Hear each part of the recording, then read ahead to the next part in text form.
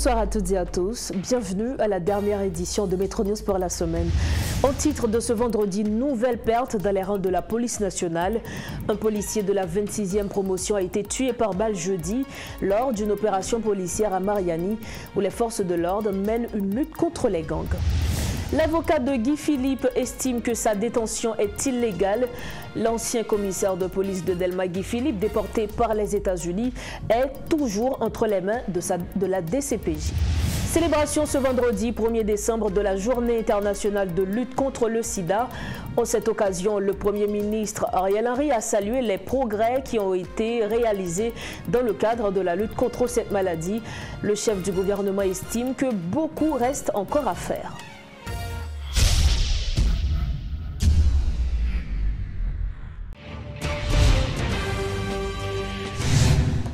Dorochef, bonsoir, bienvenue au développement de Métro News.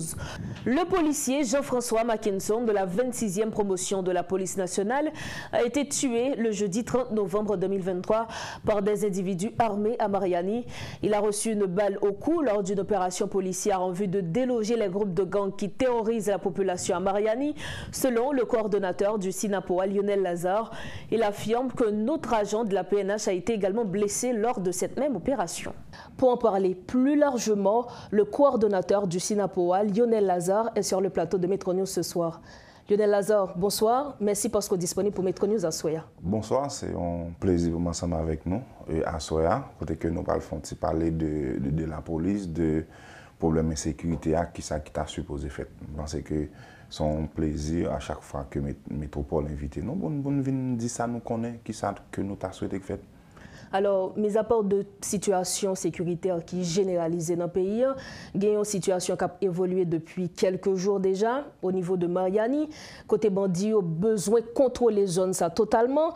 Et notamment, il est arrivé même de mettre un poste de PA, c'est-à-dire tout le monde qui a passé, il est supposé payer entre 500 gourdes à 2500 gourdes pour y passer. Mais lundi dernier, la police est arrivée faire une opération dans la zone ça côté tu as gagné 8 présumés bandits qui étaient morts. Et hier encore, nous avons fait une opération policière qui Jean Sateye Lionel Lazare. Bon, effectivement, nous connaissons que jeudi, qui c'est 1er décembre, fait exactement un mois depuis que un groupe Negazam qui contrôlait la zone Matissan. Et 1er novembre, qui s'est passé là, nous connaissons que gagnons un policier, 19e promotion, agent 4, qui c'est le premier policier qui était mort dans l'attaque que Mariani a fait, c'est le policier Junior Berlis. 1er décembre fait exactement un mois depuis que monsieur contrôle les zones. 30 novembre qui s'est passé là, il y a un policier qui est mort. C'est le policier Mackinson, Jean-François qui est mort dans le cadre de l'affrontement qui gagne entre la police avec monsieur Bandio. Alors, nous connaissons que c'est une situation qui a développé dans la zone ça, qui vient couper contact avec Grand Sud là pour moun ou pas capable de faire one pot pour aller quel que soit côté tu aller dans Grand Sud là. Gon moment c'était Matissan qui toujours été ça que lié à mais où tu kon passer Taraz ou descendre Carrefour et puis tout ou passer ou aller mais qu'on y a là même si ou fait Taraz ou arriver Carrefour mais va qui Mariani comment que ou pas le passer. C'est comme si tout haïtien bloqué, il prend un piège groupe armé qui dans pays. Non, mais effectivement, il est clair que jeudi à là, nous-mêmes qui là, nous trouvons dans prison. Dans une prison. Côté que tous 4 coins capitales là, et métropolitaine sont censés bloquer. Par exemple, l'on prend Canaran. Canaran pas capable de passer avec facilité. Quoi des bouquets encore pas capable de passer avec facilité, mais qu'on a là vient gagner Mariani qui vient dans l'autre territoire qui perdu. Malgré que situation difficile par rapport avec ça là, je ne dis là, la police tentait quand même garder comment que était capable en fait et reprendre contrôle zone là. Mais puisqu'on connaît que souvent il y a un problème de logistique qui posait en dedans la police là et une bagaille que moun toujours reprocher la police c'est parce que bandits eux même à chaque fois que la police repousse yo, de pour pas établir base pour empêcher que nèg yo vini. De pas une présence permanente. Pas une présence vraie que monsieur a toujours capable de retourner. Qui donc nous croyons que l'important par rapport à ça qui gagne la journée aujourd'hui, la police présente dans la zone Mariani, il y a plusieurs opérations qui faites, il y a plusieurs bandits qui tombent. Mais on connaît de temps en temps, nèg yo a renforcer soit besoin plus d'armes ou bien besoin plus de monde qui pour mener bataille là, mais c'est une situation qui est vraiment difficile par rapport avec ça qui a passé au niveau Mariani. Vous dites qu'il y a un policier qui est tombé dans l'opération. Est-ce que bon côté population, il y a de monde dans la population civile qui est victime tout et qui j'en sais tout bon côté présumé bandit? Moi je pense que à chaque fois que gagne genre de crise il y a toujours joindre des gens qui victimes parce que même où qu'on retourne dans la caillou et puis aux victimes, où qu'on a passé aux victimes. Et nous connaissons que dans l'opération que la police a menée, il y a environ 8 bandits qui étaient tombés. Et bon, parce que je ne dis pas les plus facile, un policier est tombé dans l'opération, tout le monde connaît que un policier est tombé parce que qui s'allie, monsieur, il y a une façon qu'il fait chaque fois que il y a toujours un policier, il a toujours fait vidéo. Il a exhibé sur les réseaux sociaux. Pour faire comprendre que mais comment que vous campé. Et qui donc, il y a plusieurs personnes qui étaient blessés, nous songez, dans la même semaine, ça, monsieur était tiré sur un bus. C'est dans le même moment, ça, tout que la police a mené opération. Et donc, souvent, on va toujours joindre des cas que des gens qui prennent balle ou bien qui mourent. Mais souvent, c'est peut-être monsieur bandit qui toujours cause, qui toujours a fait genre de travail. Ça. Mais nous croyons qu'au niveau Sinapoa, c'est extrêmement important. Je dis là, ça a passé là, lui inquiétez nous parce que nous, nos pays, c'est la police à nous gagner là jusqu'à présent comme celle force là. Nous vraiment souhaitons que gagnons une synergie parce que entre la police et l'armée, puisque monsieur prend formation pour qu'il ne pas capable d'utiliser autour dans la question de combattre l'insécurité là. Donc nous-mêmes, nous pas qu'à comprendre que je ne dis là, bien que nous pouvons gagner une force armée qui opérationnel vrai, mais ça qui là c'est des haïtiens que yo prend formation pour qui ça que nous pas qu'à impliquer dans problème insécurité à garder qui coûte mais que yo capable mais nous aussi au niveau Sinapoa nous vraiment souhaiter que yo mettez tout poids dans balance pour résoudre problème insécurité. Est-ce que nous parlons pour une année 2024 plus mal ou bien même gens que lié pour l'année 2023. Jeudi à la c'est Matissan et c'est Mariani. Avoyard c'était Cité Soleil, Solino. Cité Soleil. Qu'on a qui l'autre zone encore peut-être dans fin année ou bien dans commencement année 2024 là. Est-ce que nous va pas gagner peut-être des zones par exemple Delma et nous connaissons que une gros bataille qu'a fait là entre Solino avec Bel-Air. Qui l'autre zone encore que monsieur peut contrôler, que peut-être ni moi ni où, que nous pourrons gagner difficulté pour nous passer là-dedans. En tout cas, on a espéré que force multinationale ça qui gagne pour venir, espérons qu'on va vraiment aider à résoudre le problème d'insécurité. Mais pour nous retourner dans la situation Mariani, est-ce que jeudi 1er décembre, est-ce que nous avons dit gagner une présence policière qui est permanente au niveau de zone? Est-ce qu'un monde qui voulait fréquenter zone a fait avec un peu de quiétude d'esprit? Bon, moi je pense que même si tu as une présence la police en permanence, et puis bien oublier que monsieur c'est pas non seule zone que yo stable. C'est un paquet espace que nèg yo prend. Qu'on a là nous va regarder est-ce que la police est présente dans toutes les zones ça yo.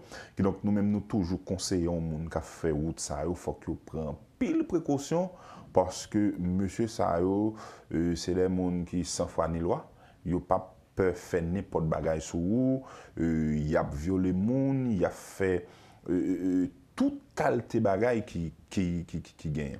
Mais nous connaissons que la police présente, nous souhaitons que y renforcer l'équipe policière qui souterrain. Bon, nous perdons un policier hier, qui donc, selon toute information que nous gagnons, bon côté collègues policiers qui travaillent ensemble avec lui, il fait connaître que c'est un combattant, c'est un policier qui compte bataille. Et souvent, on va toujours joindre ces policiers qui a victime. C'est très malheureux, c'est ça aujourd'hui la situation de la sécurité, de l'insécurité plutôt généralisée dans le pays. Merci Lionel Lazare. Merci beaucoup. Voilà, c'était avec nous le coordonnateur du SINAPOA, Lionel Lazare. Avec lui, nous avions parlé de l'insécurité en général dans le pays, mais plus précisément sur la situation à Mariani depuis environ un mois.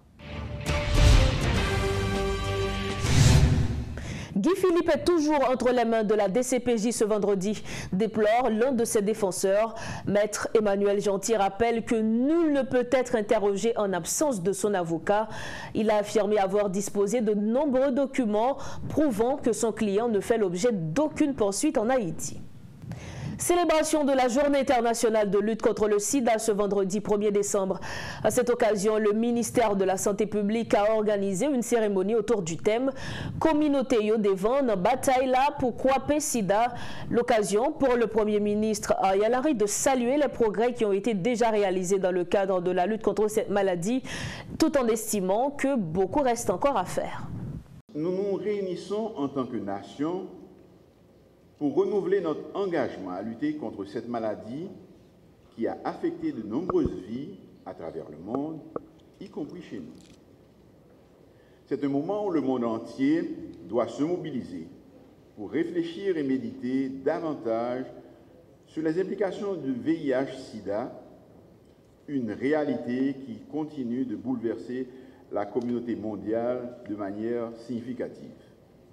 Cette journée revêt une importance et une signification particulière pour notre société qui a été confrontée pendant de nombreuses années à de nombreux défis liés à cette pandémie, mais qui a su se relever avec courage.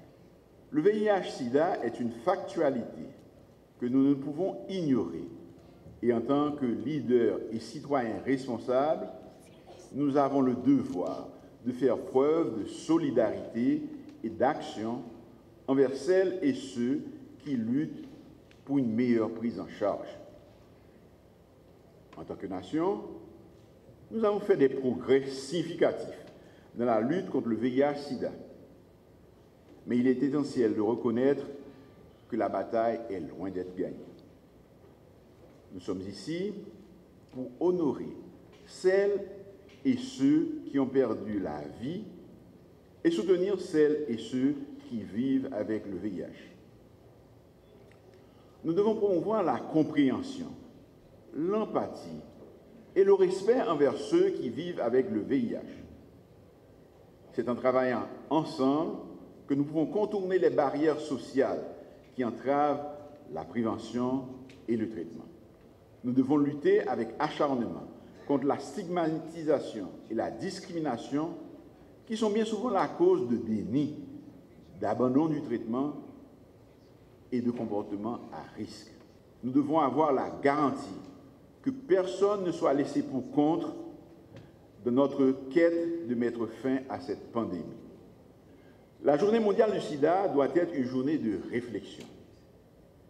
Cela nécessite l'engagement de chacun et de nous tous. Le VIH-Sida reste une réalité qui touche des millions de vies à travers le monde. Mais ensemble, nous avons le pouvoir de faire la différence en éduquant, en partageant des informations et en brisant des stéréotypes. En tant que membres du réseau mondial de la santé, nous sommes tous concernés par la lutte contre le VIH-Sida. Mon gouvernement est tout à fait déterminé à répondre aux engagements internationaux d'Haïti, notamment celui de l'élimination du VIH d'ici 2030. En dépit des priorités de l'heure, le budget du ministère de la Santé publique a été augmenté et je suis assuré qu'une partie en sera dédiée à cette lutte. À support, depuis un PVIH prend médicament et qu'elle prend net à l'air, il n'y a pas de trace virus sida dans le sang. Comme ça, nous freinons l'infection sida. je lance un vibrant appel à une action synergique, continue et vigoureuse de toutes les communautés, de la coopération bi- et multilatérale, de tous les secteurs de la vie nationale, pour mettre un terme au fléau du sida à l'horizon 2030. Je tiens à exprimer ma gratitude envers le ministère de la Santé publique et de la Population pour tous les efforts déployés en vue de soutenir cette bataille. Je remercie également la communauté internationale, les pays amis, les pays partenaires, toutes les organisations, les associations de PVIH, les prestataires de soins, les partenaires qui luttent âprement contre cette pandémie. Ensemble, nous gagnerons le pari et nous connaîtrons encore des progrès considérables dans la lutte contre le VIH-Sida. Je vous remercie.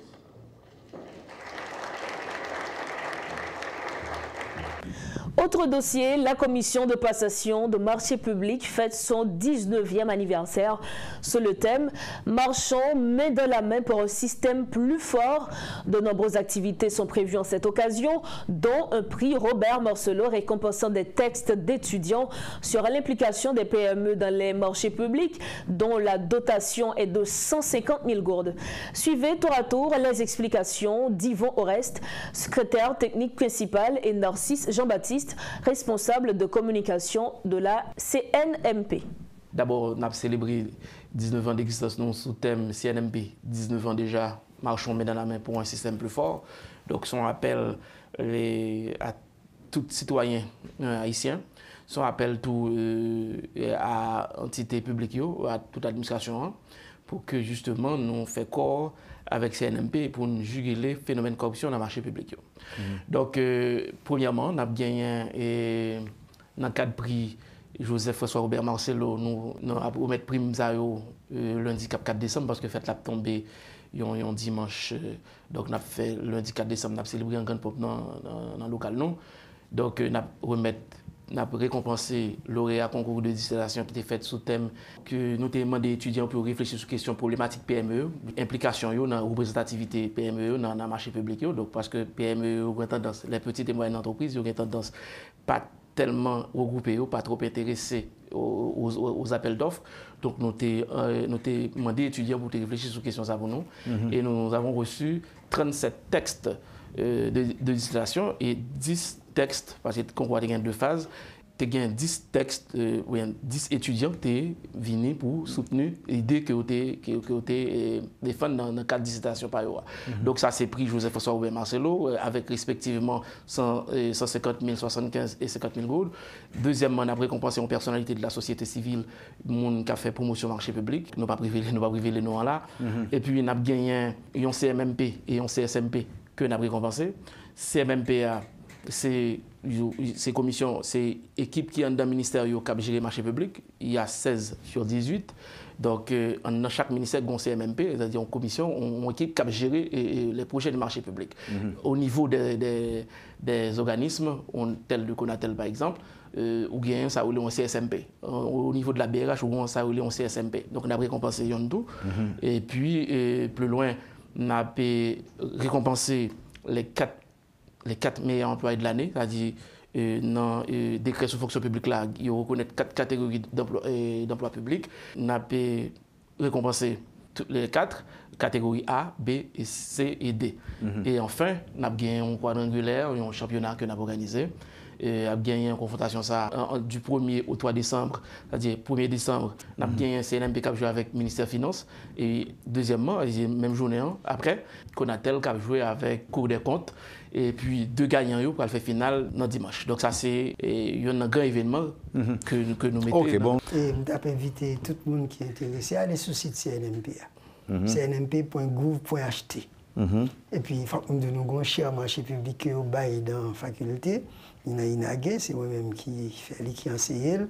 Et l'autre qui, alors, il y a deux groupes matin-soir, je travaille le matin, il y a l'autre cadre qui travaille à soir. La faculté de droit gagne tout, même en province, au Cap, au CAI gagne. Et on a pas dégagé pour nous avancer. Et on souhaite bientôt, d'ailleurs, chaque fois que j'ai l'occasion de faire, surtout avec des universitaires, dire mon spécialisation qui attend nous, nous sommes bien contents que vous viennent intégrer, vous viennent rejoindre nous. Et plus nous connaissons qui ça marché public là lié, mieux ça vaut parce que c'est l'argent nous tous qui a dépensé pour bailler des services qui sont bons pour nous chaque. Nous sommes au terme de ce journal, mais à votre partir, voici le rappel des titres à la une de ce vendredi. Nouvelle perte dans les rangs de la police nationale. Un policier de la 26e promotion a été tué par balle jeudi lors d'une opération policière à Mariani où les forces de l'ordre mènent une lutte contre les gangs. L'avocat de Guy Philippe estime que sa détention est illégale. L'ancien commissaire de police de Delma, Guy Philippe, déporté par les États-Unis, est toujours maintenu et toujours entre les mains de la DCPJ. Célébration ce vendredi 1er décembre de la Journée internationale de lutte contre le sida. En cette occasion, le Premier ministre Ariel Henry a salué les progrès qui ont été déjà réalisés dans le cadre de la lutte contre cette maladie. Le chef du gouvernement estime que beaucoup reste encore à faire. C'est la fin de Métro News. Merci de votre attention. C'est le week-end. Profitez pleinement de la vie. Et surtout, rejoignez-nous sain et sauf lundi prochain. Bon week-end sur Métropole.